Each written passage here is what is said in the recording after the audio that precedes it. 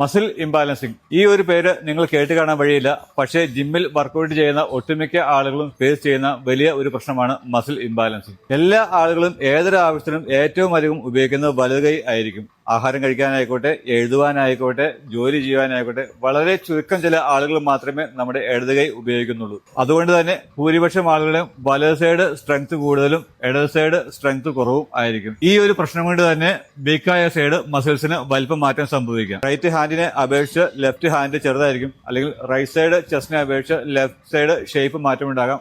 ഈ ഒരു പ്രശ്നം നമുക്ക് എങ്ങനെ സോൾവ് ചെയ്യാം? പ്രധാനമായും 4 ഭാഗങ്ങളിലാണ് ഈ ഒരു വലിപ്പമാറ്റം നമുക്ക് അനുഭവപ്പെടുക. ഒന്നാമത് നമ്മുടെ ട്രപ്പീസിയസ് മസിൽസിൽ, അതുപോലെ തന്നെ നമ്മുടെ ചെസ്റ്റ് മസിൽസിൽ, നമ്മുടെ ബൈസെപ്സ് മസിൽസിൽ, പിന്നെ നമ്മുടെ ബാക്ക് മസിൽസിൽ.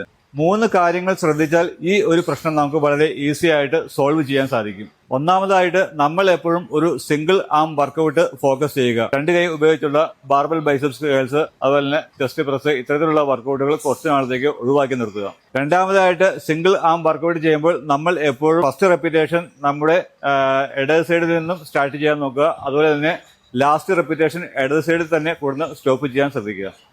മൂന്നാമതായിട്ട് ലെഫ്റ്റ് സൈഡ് നമുക്ക് എത്ര റെപ്പിറ്റേഷൻ ചെയ്യാൻ പറ്റുന്നുവോ അത്രയും തന്നെ റൈറ്റ് സൈഡും ചെയ്യാൻ നോക്കുക. അതായത് വീക്ക് സൈഡ് നമുക്ക് 10 റെപ്പിറ്റേഷൻ ചെയ്യാൻ പറ്റുമെങ്കിൽ അതുപോലെ സ്ട്രോങ് ആയിട്ടുള്ള സൈഡും നമ്മൾ 10 റെപ്പിറ്റേഷനിൽ നിർത്തുവാൻ ശ്രമിക്കുക. ഉദാഹരണത്തിന് ബൈസെപ്സിന് നമുക്ക് ഇടത് സൈഡ് നമുക്ക് 8 ചെയ്യാൻ പറ്റുള്ളൂ, അതുപോലെ വലത് സൈഡ് നമുക്ക് 12 ചെയ്യാൻ പറ്റുമെങ്കിലും നമ്മൾ വലത് സൈഡും 8 തന്നെ കൊടുന്ന് സ്റ്റോപ്പ് ചെയ്യാൻ നോക്കുക.